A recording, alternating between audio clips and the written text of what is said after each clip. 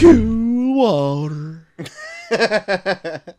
Hey, welcome to the Review, a show where everyone loves Buster Scruggs. What a lazy intro, I love it. We just came off like a 3+ hour show of doing our best of 2018. As we talk, Dave is literally pissing. But yeah,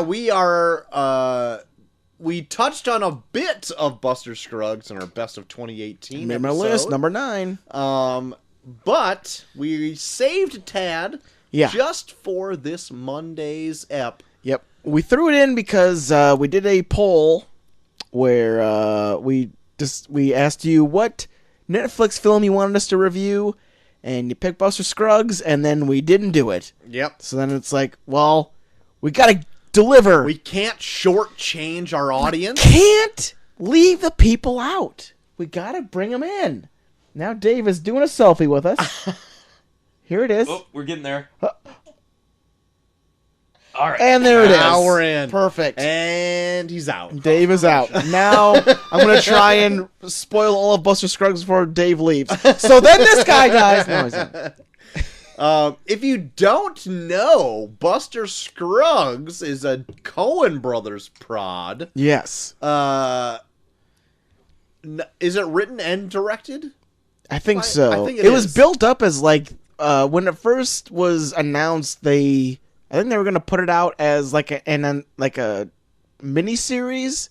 Yeah. And then it was just like, no, we're just gonna do an anthology movie. Yeah, and then they were also trying to put it out through a actual production studio. Yeah. And I'm glad they didn't, because I feel like if this came out through like a big distributor like Sony or Paramount or something like that, yeah, I don't think it would have really gone over well. It's definitely for, I think, like the streaming audience. Yeah. Because going into it, like right off the bat, I'm like, well, not right off the bat, but when it jumped into, because it's an anthology, like its second little chunk, I'm like, oh yeah, this is definitely made for this kind of audience. Yeah.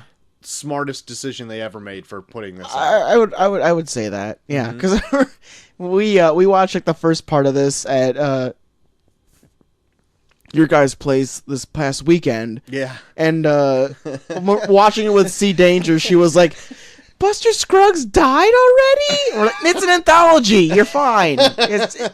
He's not even part of it. It's going to be another story. Don't worry. Right. Spoiler. Chelsea Danger is such a peach, isn't she? She has like the uncanny ability to just say something right before it happens, or as they're explaining what's going on. It's like, how do you have this superpower? The power you hold in your hands is too much for any mortal being to hold. But yeah, it is an anthology series, so like it is 5 separate parts. They don't really intertwine. No. I don't know what the Coen brothers thought as they were making this, if it was just like, I need to get these ideas out. I feel like they share a common theme. I'll get more into it when we start talking about it, but I feel they do share a common theme, and each story represents a different part of that theme that I thought makes the stories fit together really well. Okay. At this point, I really like the Western, the authentic like Western setting. They that do put in Westerns, so I want the Coen brothers to do more Westerns. Like, did you see their True Grit? Yeah, really good. Loved it. Yeah, it blew me away actually at how much I liked it, because like I always heard about the John Wayne one, and I didn't really see all of it. I've seen a chunk of it at my grandparents' house. Yeah. Because it was on intermittently anytime I'd ever go there. Yeah. My grandpa was like a John Wayne fan, or would always just have these old Westerns on. And I'd be like, this sucks. I never want to ever see this. Or whatever. Yeah. But then I did see the whole True Grit, and I guess it was more faithful to the actual story that was created before, like the book or whatever it was. Really loved it. And up until now, I actually forgot that it was a Coen Brothers thing. But like right now in my life, I'm like, into like Western stuff and just kind of want to dive more into that. Yeah. Like, and it's a mixture of, like, I saw, like, the remake of, 310 to Yuma, which I really liked. Yeah. The True Grit, which I really liked. Yeah. I ended up really like Red Dead Redemption. Yeah. I can't wait to play the second one. Whenever the moments before I die, I'll play it.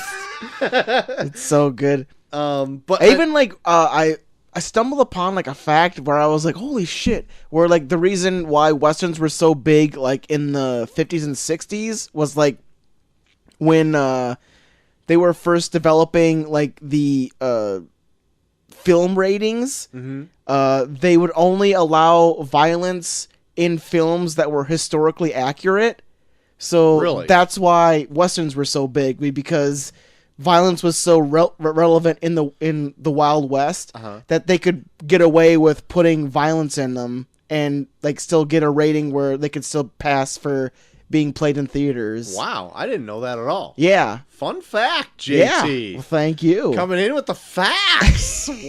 Wow. Can you tell we've had like 8 beers?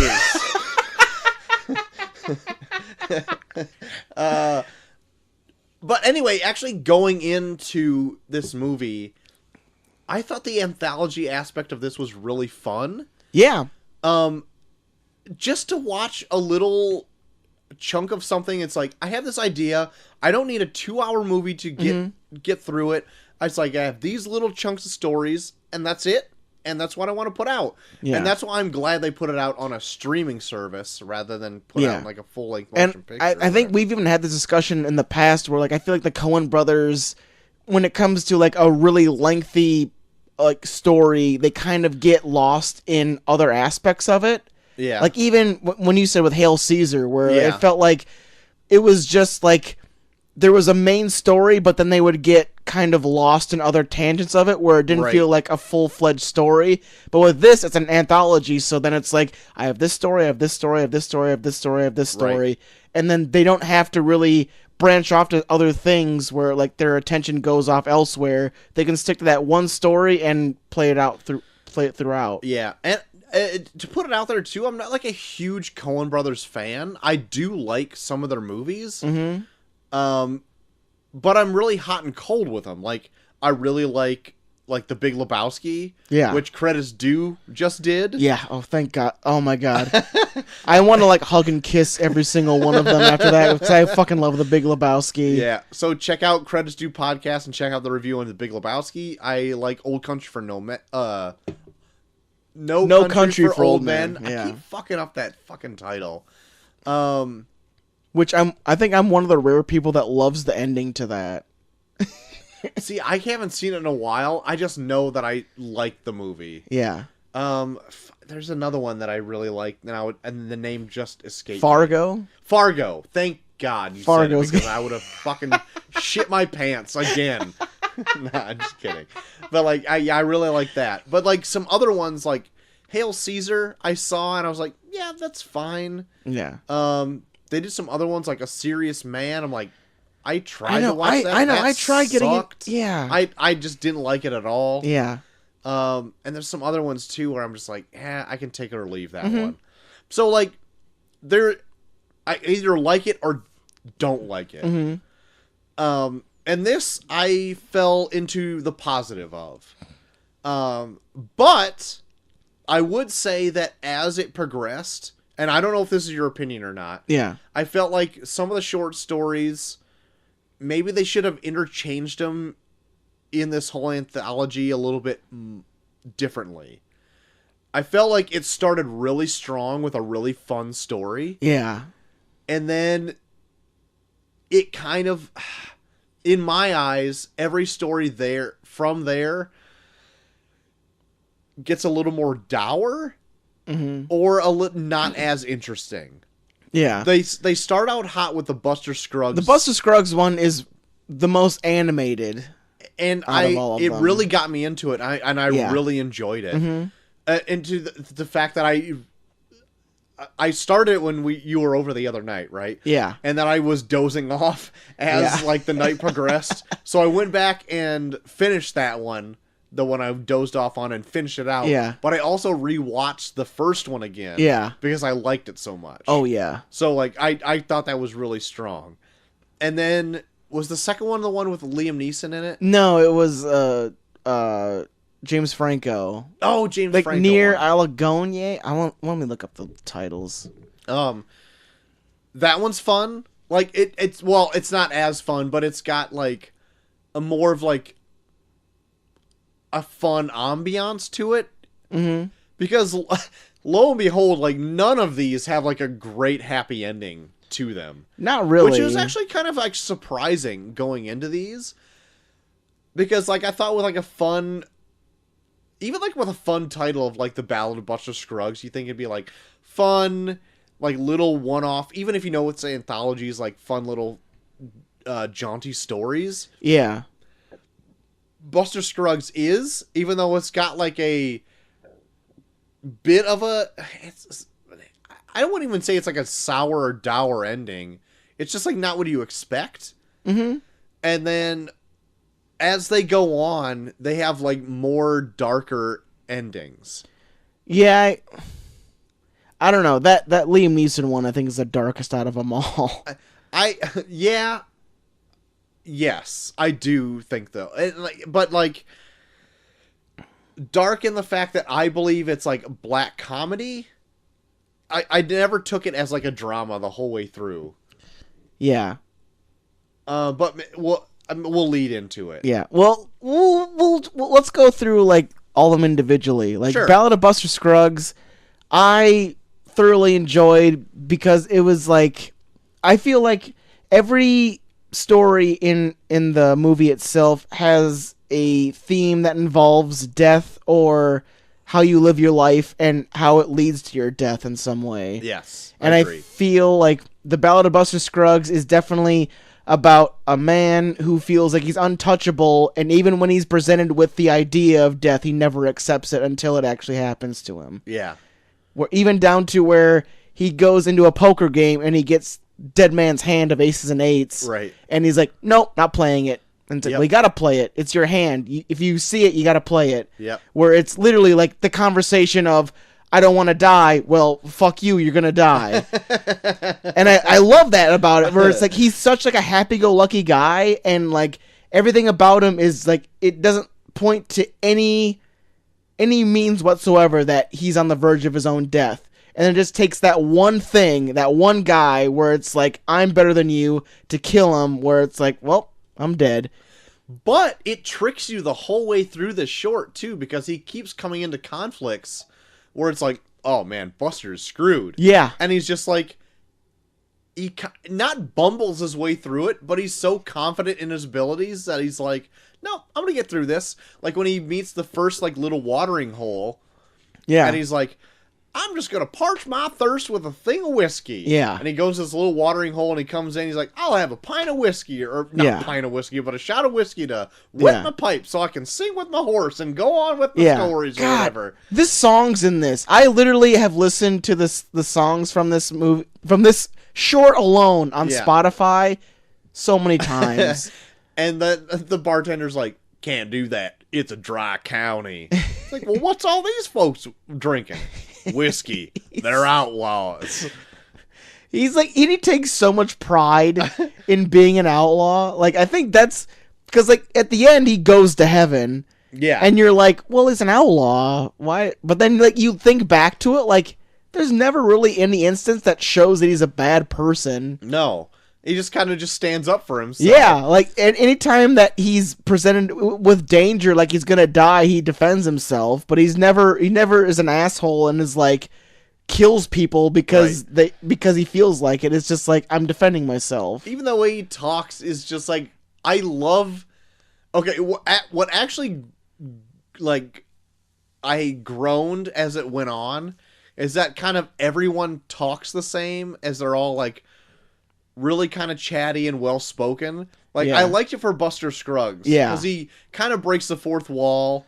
Well, when I say kinda, he does break the fourth wall. He's legit talking to you. And, like, he is, like, so well-spoken. He's like, well, I see you deplorable kind of ingrates are keeping with terrible company, and I would not like to share a drink with you, or blah, blah, blah, blah, blah. And he goes on to say, like, pretty much just say everyone in this little bar is like a piece of shit. Yeah. And I'm better than you. Yeah. But, like, he says it so nicely that it's like, Yeah. well, I can't find fault Yeah, in like you. if he would have said it to me, I'd have been like, fair enough. He's like, I think you are scruffy looking and keep terrible company, or whatever. And then the guy's like, well, fuck you. And then he, like, shoots up everybody in the room. Yeah. And then, like, shoots the bartender, and he's like, well, Dan, I think we should be hitting the old dusty This trail. fucking awesome horse named Dan. But then he ends up going into, like, this other town, something Gulch, and then he comes up to a poker game where he gets the ace and an eight's hand. Yeah. And then another guy, what's his name? Surly Joe. Surly Joe, played by something Clancy Brown. Yeah. Well, his name is Curly Joe, but then he calls him Surly Joe at the end. Surly Joe the gambler. He's getting a ton of guff by Surly Joe, and Surly Joe pulls a gun on him, which he shouldn't have, and the whole time he's like, well, I think you should have actually put your gun in the receptacle because it's the rules of this establishment. They check their guns at the entrance. The door, yeah. And so, like, he pulls a gun on him, and then just, like, Buster Scruggs kicks the table, which a plank of the table comes up, which makes Surly Joe shoot himself in the face like 8 times. It was like 3 times. And I'm just like, God damn. And he's like got through another scrape by just like the skin of his teeth, but like he's outsmarting all these people. You know, he's like the Bugs Bunny of the West. It's exactly it. Even to the point where he comes in that first bar and he pats himself on the chest, and there's like a dust outline of his silhouette as he walks away from it. I'm like, I really love this first one. It's so cartoony and fun. I'm like, this really hooked me for this first story. And it's violent, but it's violent in such a cartoony way. Like when he has the duel with the brother of Surly Joe, right? And like just to avoid killing him, he shoots off all of his fingers, and then he tries to reach for it with his other hand, where he's like, "Oh man, well, I only have 1 bullet left," and then he just tries to like do it through a mirror, where he's like, "Well, his heart's on his right side, but the mirror is." My gun is upside down and it's in a reverse position, so it better not be too fancy. And then just fucking shoots him. Yeah. Where it's like, God, he's such a fucking, like, he's so likable even though he's, like, mildly homicidal. Right. And then, like, he ends up meeting his end through another guy who comes in who's, like, really confident in his abilities. Yeah, it's a guy that looks up to him. Like, he's been looking for him. Right. And, like, he comes in, he's like, Buster Scruggs like, well, I think I have to teach this youngin' who's boss, and then he just ends up, like... just getting shot in the head. And he's like, well, shucks. And then he ends up dying, and then his, like, ghost comes out of his body, just like in cartoons. Yeah. With wings and everything. And they do a duet, like him, like his ghost and the guy that shoots him do a duet where they literally accept the fact that sooner or later they're gonna meet their ends. Right. And I love that, where it's like the guy that killed him, who's the young guy, who's probably like the top dog in terms of dueling people, accepts the fact that one day he's gonna be shot down by a younger person better than him. Right. And it's like a perfect like outline of like, no matter who you are, sooner or later you're gonna meet your ends by someone who's better than you. Yeah. Yeah. Even if you are the best person there is at that point. Right. It's a pretty surprising ending to like what you've seen so far, because it definitely plays against type. Mm-hmm. Once it gets there. And so, like, I was actually pretty surprised by it, and I was really enjoyed the Buster Scruggs short. Yeah, I'd put that up there as probably one of my top ones out of all of the ones that are out here. Yeah. And that leads us into the second. What's the second one called? Near Allegonia. And this one stars James Franco. And pan shot. I'll let you go. I felt like I talked a lot about Buster Scruggs, so I'll let you go ahead on this one. No, well, it's a really simple story. I love that's what I love the most about this, is that every story is so simple, but they have like a really deep message behind them. Like this one, Near Allegonia, it's about James Franco tries to rob a bank in the middle of nowhere. Yep. And Stephen Root plays like the bank teller who's fucking insane. I really like him. Who has like shotguns set up underneath the teller where like he tries to blow his legs off. And then when he chases him out of the bank wearing a bunch of pants, yelling "pan shot" every time he takes a shot at him, and it misses him. Yeah. And it cuts to like he gets knocked out, and he's being in the process of being hung by a posse that comes out to hang him for robbing this bank, right. And then a bunch of Comanche Indians chase off the posse or kill them, and he's left sitting on his horse on a noose, and then a guy comes by leading a cow train, cuts him loose, brings him along to herd these cows, and then he's encountered by a bunch of marshals that come across this guy that stole all the cows, and then James Franco's blamed for also stealing them, and then he is hung. He's promptly put in another noose. Yeah. I love that was actually really funny. My favorite is the trial where the sheriff is borderline drunk being like, "What'd he do?" And then like James Franco's trying to like defend himself. "Shut up, boy! He's stealing he stole some beef." It's like, well, cut and dry, hang him. Like, did not get a chance to defend himself on the slightest. Right. Just this drunk sheriff be like, well, cut and dry right there, better fucking hang him. You better hang him. So he finds himself in another noose in like 2 minutes, which is so funny. And then he's like next to a guy that's crying. It's like, first time. But I love this one too, where it's like he is literally probably given like hours to live more than he would have if he would have been hung on that tree. Right. But then he still finds like that small thing that makes him appreciate that little time he's got left, where like he looks out in the crowd and sees like this beautiful woman, and he's like, that's a real pretty lady. And then he gets hung. Right. Where it's like, yeah, like even though you don't have much time left, you like enjoy the moments you have left. Where it's like, that's a really fucking cool story. Right. And it's here too because it's like the first ending was a bit surprising. She's like, oh, Buster Scruggs actually bit the bullet on this. And then you go into the second story. It's like, James Franco is in this. He plays probably the hero story. He's trying to be hung twice, and then he's going to get out of it, just like in every movie. He doesn't. Like, no. He goes and he gets hanged. Yeah. And it's like, oh, well. And it's at this point where it's like, what kind of anthology is this? Because they're playing against type on 2 out of 2 of these so far. Yeah.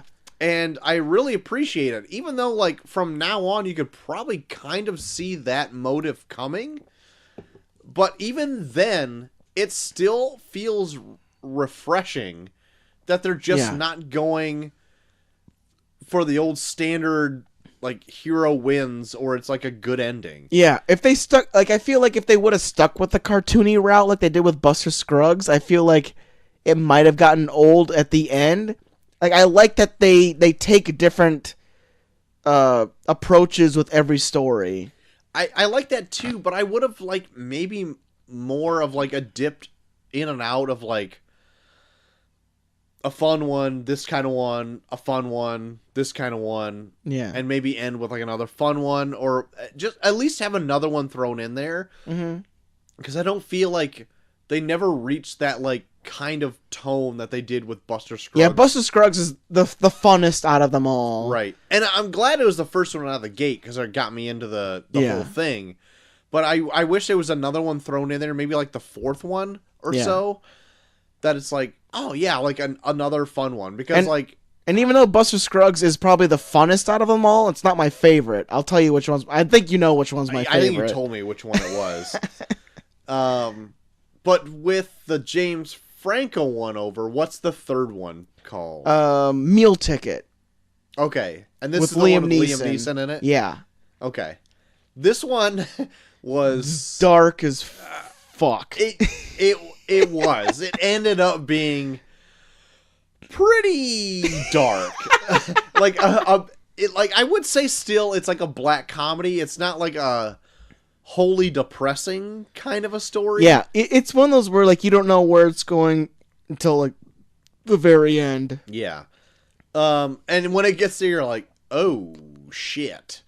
Yeah. that's what's come to pass on this. Like, that's, if you dwell on it too much, you'd be like, oh, that's fucked up, man. Yeah. But like, if you just kind of take it as it's coming to you, it's like, oh man, like, ooh, shit, like that's kind of heavy. But like, Yeah. I still consider it like more of a black comedy rather than just like really cutting you deep with like a hard, depressing turn. It's still not like super great, and it's not ha funny. No. But like it's Yeah. it's ironic, like terribly black comedy, ironic kind of an ending. Yeah. Like me and Molly, or even Molly, I think brought up like a really dark idea into this. Like for those that have seen it, there's a instance where Liam Neeson is singing a song about hanging a woman, and like the guy with no arms and no legs is like watching like in horror as he's singing this song, and then afterwards they go to a whorehouse where like Liam Neeson takes him along and like turns him around and then turns him back, and then the prostitute's like, hey, does your friend want to ride or whatever? And he's like, no, he doesn't need anything. He's like, well, has he ever had any? And he's like, once. So then me and Molly came to the conclusion that there is a girl that fell for him and had sex with him, but then Liam Neeson, because this guy was his meal ticket and was like the one that was getting him all his money, found a way to get her hung. Jesus Christ. So that he was still stuck with him. Oh, fuck. Like Fuck you two. we literally were like having Are like you these trying to like kill each other. Like we or were literally what? having these discussions where it's like, how can we make this more depressing? Like we were like talking about like, what if this guy was his son and he was actually born with all of his limbs, and then had him doing like these speeches in front of people with like all of his limbs, and then when they started losing an audience, then to make him more of a freak, he cut off all of his limbs and found a way to solder them. So that he would be more of a freak to them and then make more money that way. Because that's what it is. Like, Liam Neeson is pretty much a heartless, like, peddler for money. Right. He's running like a freak show. He doesn't care. Right. He doesn't care how he makes his money as long as he makes his money. So then it goes from this guy probably had all of his limbs and was a wonderful orator of these classic lines that people wanted to go see, to then once that audience started running dry, he cut off all of his limbs so that now he's a freak. Now that he's a freak to all these people that just want to see a limbless man say these lines. Oh my god. To then where maybe a woman actually fell for him based on the lines that he was saying, and then Liam Neeson, seeing that he could also almost run away with this woman, had her hung. No. That's so sad. To now where that's not even cripplingly sad. so now to where that's not even working. So then he throws him away for a chicken that can do math.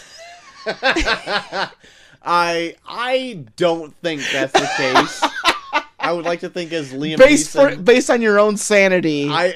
For my own sanity and just a reason to sleep at night.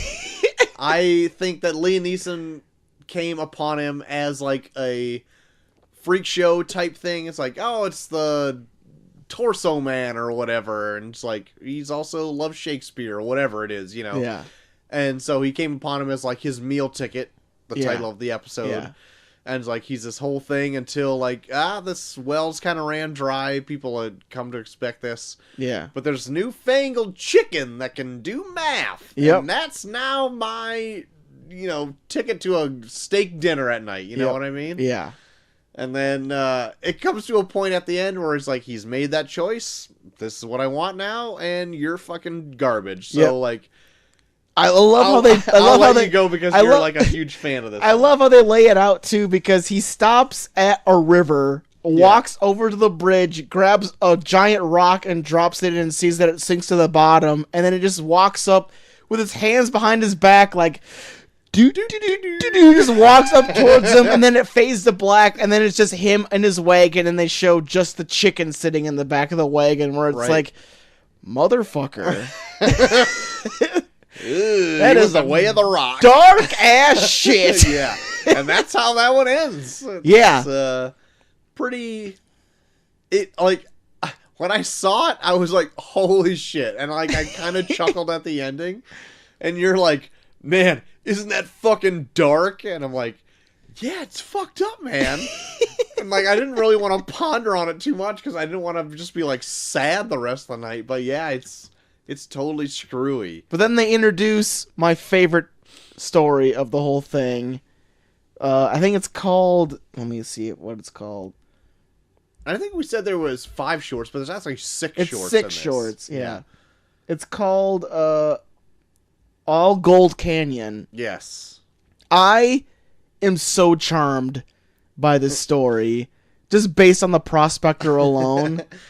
I fucking love the Prospector in this. Unfortunately, this is the one where I was in and out of it when you were over. Yeah. And according to the time I had allotted before people started showing up, I didn't go back and start it from the beginning. Okay. So I'm hazy on this one. Gotcha. I need to go back and rewatch this one. Yeah. But so go ahead. But no, fucking Tom Waits playing the Prospector in this is so fucking charming. Just because the whole story is there's not much of a story to this at all. You're just following him as he is doing his utmost to find gold in this mountain range. Right. Like, he comes in and like they show like all of like the wildlife that lives like in this canyon valley area are just kind of dispersed as he moves in with his fucking awesome donkey. Right. Like, and he just digs for gold, and you see every small process he goes through to find gold, where it's like he starts on one end and he finds nothing, goes to another end, finds like a speck, finds 2, 3, 4, 5 specks, and then he moves his way up in this valley until he gets to a point where it's like, I know that there is a vein of gold here. That he calls Mr. Pocket when he goes to sleep every night. Yeah. Down to the point where, like, when he goes to sleep, he's like, I'll see you soon, Mr. Pocket. Don't worry, Mr. Pocket. I'll find you, Mr. Pocket. Right. Where it's like, this is literally, you're literally watching a love story between a man and a vein of gold in a valley where you're like, he speaks about it so lovingly, like, you want him to find it so bad. Right. To where, like, he actually finds it, and then once he finds it, he hears something behind him, looks up, and then this young asshole shoots him in the back and just watches him as he bleeds out and he smokes a cigarette where you're like, fuck you! Like, I was like, yeah. The first time I saw this, I was seething, watching this kid just sit on this embankment, smoking a cigarette, watching this old man bleed out that you've watched for probably 10 to 15 minutes, like, go through every single process to get up to where he found this vein of gold. Right. And then he smokes a cigarette a little bit, puts it out, goes into the pit, and then the prospector comes to, wrestles the gun out of his hand, shoots him in the head, and calls him, "You measly skunk! You measly skunk! You shot me in the back!"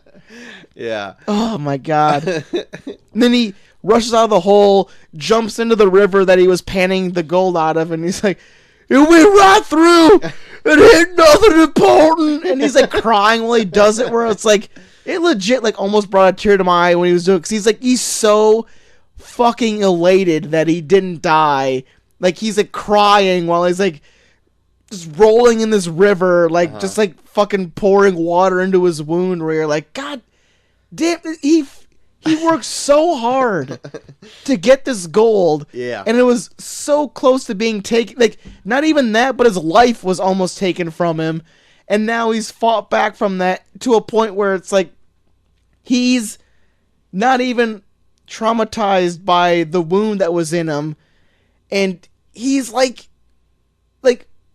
on the verge of tears from happiness and like realizing that he was like almost killed for this thing that he worked so hard for. And then as he leaves with all this gold in his sack and he kicks the fucking kid's body in the hole and it's like, "There's your share, you measly skunk." And he rides away. I'm like, I felt so good at the end of this story where I was like, I fucking love this old man prospector and all he went through to get this gold. I need to go back and rewatch this one Just for what you're trumpeting about it, I'm like, God damn it, I wish I wouldn't be so fucking tired. He's such a... Like, he doesn't say much, but the things that he says makes him such a charming old man. Right. That whose only goal is to find gold in this mountain. And he does it, and it's almost taken from him, but he comes back and still claims it for his own, and even sticks it to the guy that tried to take it from him. And he rides away in glory with, like, a fucking bandage around, like, his gun wound, where you're like, I love you, old man. Damn it. I need to get in on this. That's why, that's, like, legit my favorite one. Like, it's probably the one story where, like, the least happens, but the fact that it takes you through every single process he goes through to find that gold makes you feel like you've been on that journey with him, and then to see it almost taken from him, you're, like, super pissed at the guy that almost took it from him. Well, son of a bitch. Yeah. What is it? On Gold Mountain is my favorite out of all of them. Solid. Well, that'll bring us into the fifth one. Which one is this one? The Gal Who Got Rattled. This one is... I can't remember her name in it. But she and her brother are taking a trip to Oregon. Alice Longbow. And on their trip, that's where most of it takes place. Once they get to their destination, their brother has some business prospect there, and the Alice Longbow. Yeah, he's even gonna possibly be wed. Yeah, he even has like, I got a friend that's gonna marry you. Right. He's just like he just is just like pimping her out. Yeah, my actually favorite part. Well, I would say the beginning and ending to this is very strong. Yeah. But in the middle, it kind of meanders, and I wasn't into it as much. Yeah, this is probably my least favorite out of the 6 stories because of the middle. Like it definitely sets itself up as a strong story, and then the end brings it all together where you can see where they were going. But yeah. It felt like this was the one where they were biding their time a little bit. Yeah, and I thought they bit a little too much time as well. I thought it went a little long. Like, yeah. I think it paid off in the end. Yeah. But during it, and like even watching it again, I'd just be still waiting for the end. Yeah, it felt like this was the one where, all in all, it's still a strong story, but yeah, I felt like they could have told it in a way less time. Yeah, I do like the beginning where it's the whole dinner table scene. I thought that was really fun. Or you get just a bunch of pompous pricks just eating dinner together, and you're like, oh, fuck all of you. I really enjoyed that quite a bit. But once they finally got into the wagon train part, the brother dies like right away. And then they're dealt with that fucking dog that doesn't shut the fuck up. President Pierce! Yeah. And then... And a lot of it is just like this discussion of like this ranch hand just being like, should I take you on as my wife? Should I not? I don't know. And they're just kind of having this discussion where it's like, just decide already. Yeah, I did think that ranch hand character was a charming character. Yeah, and I like the idea of like them developing this relationship where it's like you can tell that she's lost by herself. Yes. But that's the main theme of this whole story. Where, like, she's been pampered for so long that by herself, she's, like, almost lost. She's lost. Yeah. And then it comes to a point where I'm just going to kind of jump to the end because the middle is just all of that. Like, not, like, they're not even really pining for each other. It just happens to be like it's convenient. It's more like a business arrangement. Yeah. Which like there's some like, especially for like Old West stories, like I kind of dig like that story where it's like it presents like a whole other like virtue of marriage where it's like back here it's such a, well, I mean, this works out the best for all of us, so we might as well get married and have children. Right. Where, like, nowadays, like, everything is so technologically advanced where you could legit, like, marry the person you love. Like, back here, it's like, well, I mean, you're a pretty fine upstanding person, and I'm a fine upstanding person. We should probably have sex and have kids together. Right. Right. Yeah. But that whole middle chunk, and it's like probably 25 minutes. It's probably one of the longest stories on here, I think. And if it's not, it feels the longest. It does. It feels the longest. But when it ends, I really enjoy the ending, because the ending, there's this farmhand and then like kind of the caretaker of this whole wagon train, who's made the trip a bunch of times. He knows the land. And every time they present him, like, he seems like this heartless asshole, kind of. Right. Where, like, every time they try and talk to him, he's just like, whatever. Yeah.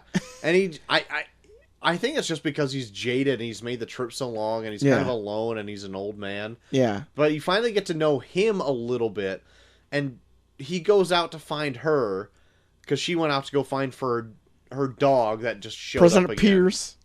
And then he ends up seeing I don't know what Indian tribe it is, but like an Indian like warrior out on the distance, and he goes to like flash him like, hey, we mean no harm, peace. Because they insinuate that like they kind of meander around their wagon train to find people that kind of branch off so that they can rob them for supplies. Yeah.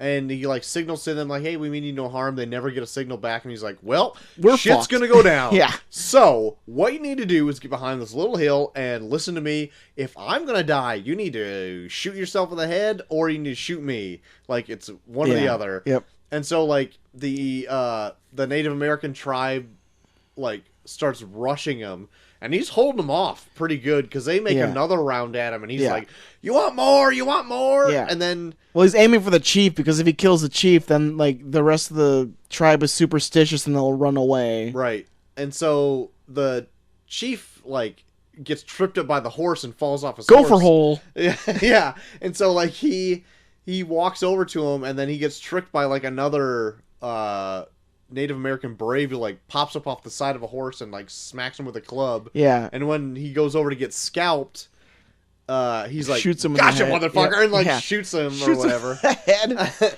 And then when he gets up, he goes to check on Miss Longbow again, and she thought he was dead, so she killed herself. Yeah. And I'm like, oh shit. Yeah. Like, a surprising ending. I thought it was, I don't know if it was fitting or not, but I was like, I enjoyed the ending. Yeah. Because I was like, oh, what a twist, or whatever. Yeah, but I liked it because it's like these two people of different like mindsets of the West, or like he pretty much presented that aspect to her as like, well, you'll know when to kill yourself. Right. But she didn't. So it's like, once it got to that point, like, she was like, who knows when she pulled that trigger, to be honest. 'Cause it's like, she could have easily been like, oh, he slipped, I'm going to kill myself now. Right. Where it's like there's, these two people are from so different aspects of their lives, where it's like, he presented it as like, you'll know, and then she didn't know. Right. And that's what I like about that. Yeah, me too. I enjoyed it quite a bit. And then he goes off and stands over and looks over the wagon train, just as like that ranch hand's coming toward him, and he's like standing all stoic there with like the dog that now he's kind of adopted. I was like, that's a fitting ending to like a long drawn out kind of droll story. Yeah. So like it's kind of a shame that it has like so much time in the middle that I feel just kind of wastes. Yeah. And that leads us to the end. Yeah, the last one, which, let me see what it's called. Which, if I can be honest... The Mortal Remains. Is my least favorite. I can see that. It's a lot of... It felt like it was trying to be it's mostly Tarantino-y. it's mostly dialogue. And I was into it for a little bit, but then it went on for such a long time that I was like, oh my god, like, I just fucking don't care anymore. Yeah, when I first watched it, this is my least favorite, but then revisiting it, I liked it a lot more. Okay. Because, how did you interpret it as? See, like, when I really tuned out, I was tuned out. So, like, I was watching, but I wasn't really taking anything in. Well, me and Molly both, when we were talking about this, like we took it as like they're all dead. Oh, okay. Like the three of them are dead and they're on their way to like the afterlife or whatever it is. Okay. And I think the main thing they're putting over is that the three people that are talking are from different walks of life. Like you have a trapper who had a fucking Indian wife, didn't even understand her own language. They're just like, well, we like fucking each other. Right. And then you had like, we're like ferrets or whatever. Yeah. It keeps saying. Yeah, everyone's like ferrets. Like there's even like down to a point where it's like him and the woman are like communism versus fascism. Right. Yeah. Where like he's like everyone's like Polar ferrets, opposites. everyone's the same. Where it's like, oh, okay, so it's like so everyone's the same, so everyone works the same, like communism. And then she's like, well, there's a certain type of people that are better than others. Where it's like, oh, so you're a fascist. Right. Like they legit set that up, and then they have like the Frenchman who's like, well, I fuck anyone that I want to see, blah blah blah. Yeah. Where it's like everyone, like you're three different people from completely different walks of life from each other, and then you have the two guys that are the bounty hunters, quotations, where like they even bring up at a certain point where they're like, well, our job is to distract our cargo or whatever from their original destination, because they even bring up that the guy riding the wagon will never stop. Right. Even when the guy like tries to stop, he's like, nope, they can't stop. And that's when he starts telling the story where he's like, oh yeah, this is the story I tell people to distract them from their true like calling or whatever. That's why like I think the guy, to tie it all together, I think the guy that's on the top of the wagon train is Buster Scruggs. Because he goes to heaven at the end with the wings. Right. And then when they go into the hotel, they're dragging him up the stairs to like a big light. Oh, okay. So like they're taking him to heaven and then they're going to purgatory, because those three come from three different walks of life, but they're all going to the same place, which kind of ties it all together, where it's like every story is about life or death, where the last story is about how no matter from which walk of life you come from, in the end, you're going to end up in the same place as everyone else. Very interesting. I wish I would have paid more attention then, because I didn't take any of that out of there. I found it interesting that's like, oh, these two are bounty hunters, these two fancy men. You usually don't see kind of that kind of thing. No, because everything they do like is distracting them from what's really going on. Even like when they like show like the one guy kind of like separates himself from the conversation to ask the guy on the stagecoach to stop, like everything around them looks very eerie and dark. Yeah. And it's just, and even the guy that's commanding the stagecoach looks kind of like the Grim Reaper in a way. Yeah, you don't even see his face. Yeah, where it's like, oh shit, what the fuck is going on? Yeah. Where it's like those two guys' jobs is to distract them from the fact that they're dead before they get to purgatory. Man, I wish I would have paid more attention then. Shit on me. But like I said, I only caught it the second time around watching it. Okay. So right on. Well, what I guess what would you grade Buster Scruggs? I mean, I give it a solid A. I think there's a lot of anthologies that I see where there's one or two where I'm just disappointed, and even for the one that was really slow for me, like the fifth one. Yeah. I mean, there's some slow parts, but it still ends on a really strong note where it makes everything kind of make sense in the end. So, yeah, I think every story in this is pretty strong. So I give it a pretty decent A. I think you turned me around on some of these, because I was going to grade it quite a bit lower. It didn't make my top 10 if you heard it on Thursday. Yeah.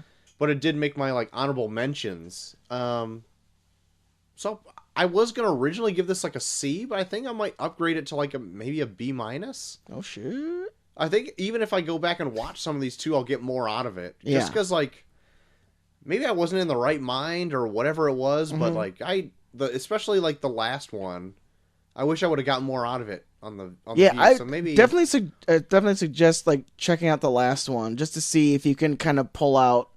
Because there's definitely instances where like they don't lay it out for you, but it's like you can kind of tell like they're distracting them from like the bigger picture to when they actually get there, they kind of realize what their fate is, like based on like their facial expressions. All right, right on. Well, sweet friggin' deal, JT. Right on. Well, that was the Ballad of Buster Scruggs. Yes. If people out there have seen it, let us know on the internets. And where could they do that, JT? Find us at well, you can find me at Bucky Furman on Twitter, also Bucky Furman on Instagram, and him at Bucky Furman on Snapchat. Troy, why don't you talk to me personally at Troy to the Max on Twitter? You can find us both at Review Pod on Twitter. You can also find us there, them there at facebook.com/reviewpod. All of our episodes are uploaded onto a multitude of platforms. Our hosting site, reviewreviewpod.podbean.com, but we're also on Stitcher and Spotify and Google Podcasts and Apple Podcasts. If you listen to us on there, why don't you rate and review us there? That helps other people find the show if you like it. And if you want to write into the show, you're more than welcome to at reviewpod@gmail.com. Yeah. What do we got coming up Thursday, Well, JT? yeah, we forgot to bring it up in our last Thursday show. So for this coming Thursday, we are diving in based on the Glass that is coming out near the end of this month. We are diving into what people claim as the Shyamalaniverse. Fun to say. With his first endeavor into this with the M. Night Shyamalan classic Unbreakable. I haven't seen this in a while. It's been super long since I've seen it. I'm really curious to dive back into it. Same here. I loved it when it came out, and I bought it on its like ultimate DVD cut or whatever it is. But I haven't probably watched it in 8 years, maybe. Man, yeah, I'm probably right there with you. And I can't remember the last time I've seen this, so I'm really curious to go back and check it out. Yeah. So join us Thursday for Unbreakable. Yes. And we'll be following up all of its sequels. Yes. We'll be doing Unbreakable, Split, and leading it off with Glass there you go. At the end of it. And also, for our Monday episodes, might be throwing in a few M. Night Shyamalan classics here and there. Oh, okay. For our Monday eps, There's some maybe that we were chatting about before that I haven't actually seen all the way through. Some that are out there for free that is music to my ears. Me too. You're singing my song.